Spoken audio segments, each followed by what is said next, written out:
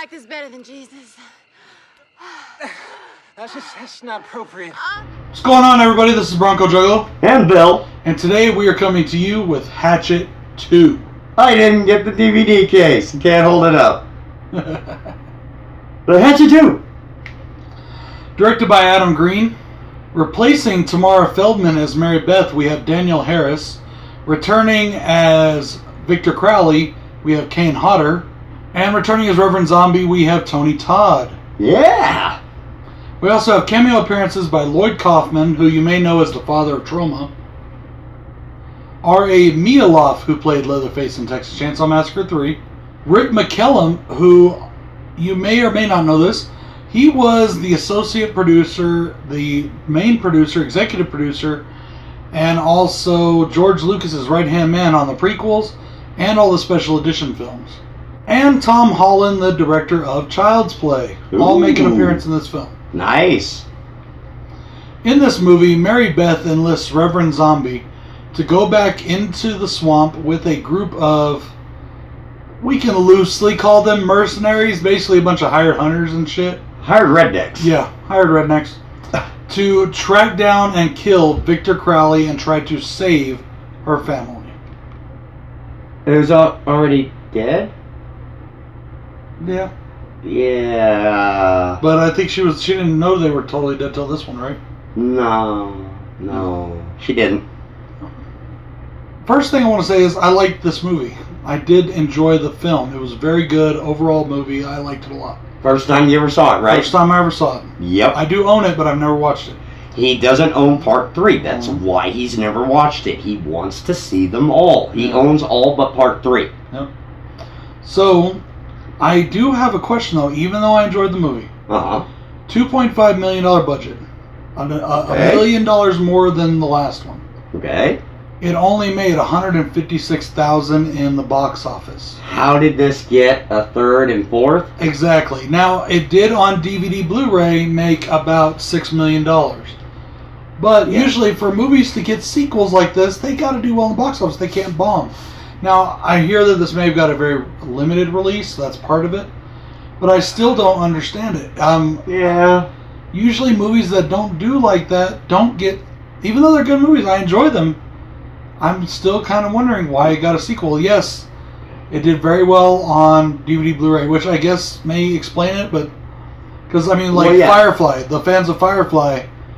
one of the reasons that we got the movie Serenity was because of the DVD Blu-ray sales. Yes. Same thing with Family Guy coming back, you know. Futurama. Yep. It was because of those sales, so... He's right, though. You're right. When movies usually bomb, like when 20th Century Fox made Titan A.E., I like that movie. But it me too, I love bombed. Yeah, and we never seen the follow-up film that was supposed to come. Nope. And I hear 20th Century Fox after that said, we're never doing anything like this again. Yeah. It was still a badass movie, though. Oh, yeah, still a fucking badass movie. And the soundtrack kind of sucks, though, for that movie. I liked the soundtrack for that movie. I only liked one song, and that was from Power Man 5000. It was a good soundtrack, man. Leave that soundtrack alone. Yeah. That had a good late 90s new metal alternative soundtrack, and I enjoyed it. Not me. Bite me. You're the one that liked all those groups to begin with. No, I only like Power Man 5000. I'm talking about way back when in high school. Korn, Power Man, all of them. Yeah, now I hate Korn. Yeah, I know, that's what I'm saying. I still like Power Man, even though they only had one good album. Alright guys, so let's get into pros and cons. I want to start with cons. I've only got a couple. I've only got a couple cons for this film too, so why not? Go ahead, brother. Alright, my first con for this film is our open kill. It wasn't bloody enough. Victor Crowley tears his intestines out.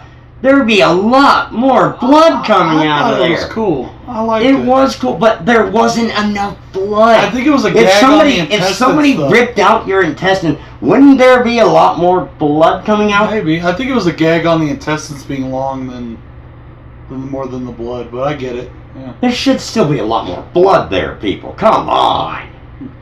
So yeah, that's my first con. The lack of blood in that scene. Yeah. Okay. Come on. I feel you. This is going to sound really bad coming from me, but I do not like it in this film. I like a lot of shot-on-video movies. I don't like that this one looks like it was shot on video. This is a big movie with a decent budget. They could have afforded a decent camera. It looks like it was shot on video. I don't like that. It's a big con for me. It's basically, I only have one con. I don't like that this movie with a bigger budget did not look as good as the first movie. Its production values were way lower. Okay. You can really tell that they put all the money into the special gore effects. And those look amazing. But the film work, the camera work, it did not look near as good as the original, and I do take issue with that. Yes, I like all kinds of low-budget films that have... I like shot-on-video movies. I like a lot of them. But the first one was not a shot-on-video movie. This one should not be either. I hate it when they do that. Just because you lose... And they didn't have less money. That's the problem, though. Yeah. I get it if you're doing the Passion Project follow-up because your movie sucked and it bombed and nobody watched it and you got to finance it yourself. That I understand. But when you have a bigger budget, $1 million more than your last movie, you should be able to give a little better production value than you did before. Okay. That's just me. Okay. That's the only con really I've got. Well, I can give you that. I'd give you that one. Well, I have no more cons either, honestly, for this film. It's a great film. Okay. So, I started with cons. All right, I'll start out with pros. I like that we get more of the backstory. We get more of Victor Crowley. Yes. We get more of his father, played by Kane Hodder as well. We get more of that story. We get more of the night that he was killed. We get who killed him. We get all that kind of stuff. Yes. And I enjoy that a lot. Okay. Yeah, that is a good thing. A sequel, a part 2, in my opinion, is a good place to put backstories for characters. Yes. Because you want the big pop for the first movie. You want that big, you give a little bit of backstory. They know what's going on like they did in Nightmare on Elm Street. Yeah. But you give the performance of the actors and the main story the most. It's in the sequel that you can give more of that backstory, and that's what I like that they do right. Yes, when it's done right, it's awesome. And this movie did nail that on the head. Yep, they did a really good job. Okay. Alright, my first pro for this film, more Tony Todd. Loved him in this movie. Okay. He, of course, it's a fucking Candyman, dude. It's a fucking Candyman. He's worked with some of the greatest, like Clive Barker. Like, come on. And his performance is awesome in this film. You want to hear something funny? What? I filmed a review this morning. Yeah. For Slashback Saturday. I filmed it while I was on my lunch break, which I don't normally do. But I'm running out of time in the week here. I filmed a review of a movie, I'm not going to say what, that has Kane Hodder and Tony Todd in it. Oh, really? Yep. Nice. So I'm doing 2 Kane Hodder, Tony Todd reviews today. Nice. Alright, what you got? I'm going to roll 2 into 1 just to save some time. Like we talked about, they went all out on the gore effects. Oh, yep. And this time, that's my pro too. Even though they had a larger budget, I didn't think that I spotted any CGI gore effects. I don't think so either. So they were real well on the practical, and they went all out on the gore. This movie they way up the ante on the kills over the original. They just rose it. And they were over the top. Some of them were really over the top. I'll segue off of that. The inventiveness, like we had a sander. Yep. We had a sander be used as a weapon to kill.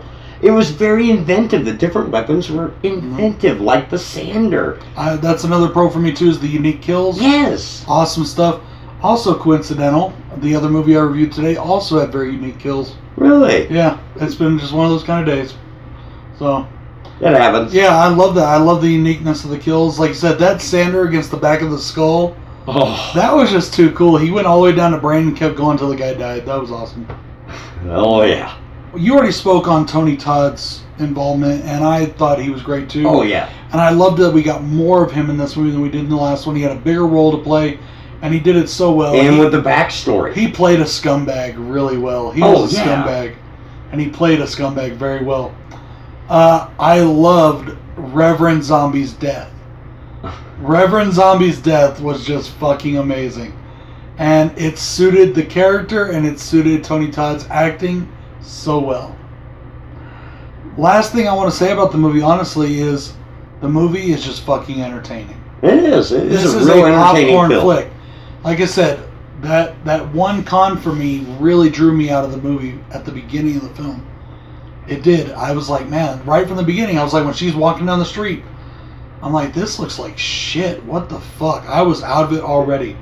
Yeah. But the entertainment value, the acting, the kills all brought me back in to where this was just a really entertaining movie. I've heard people say it's better than the first one. I'm not going to go that far yet. We'll see what happens when the ranking comes around. Yeah. We got 2 more to go. It was entertaining. This is a popcorn flick. Grab your popcorn. Grab your soda.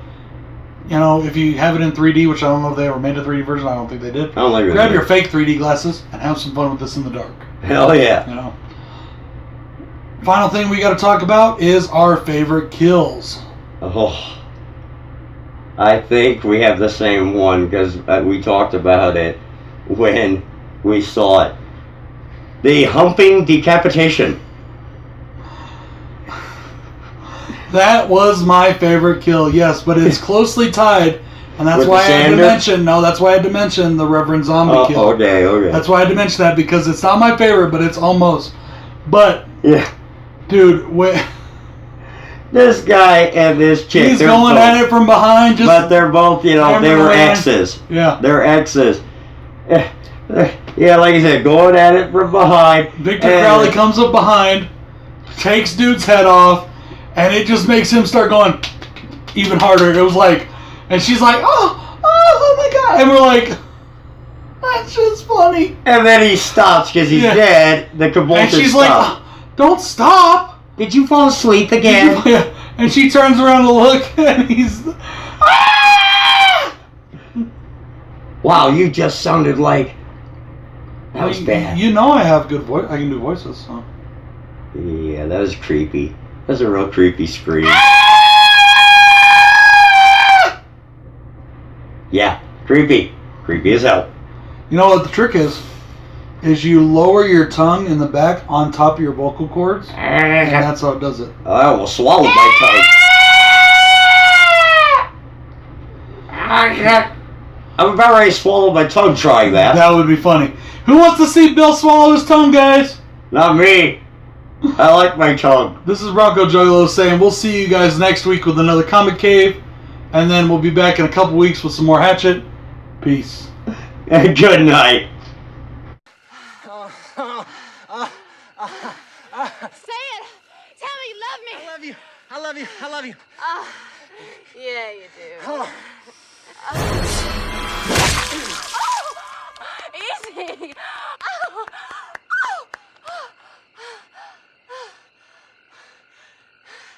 Come on! Come on! Come on! You didn't fall asleep on me again, did you?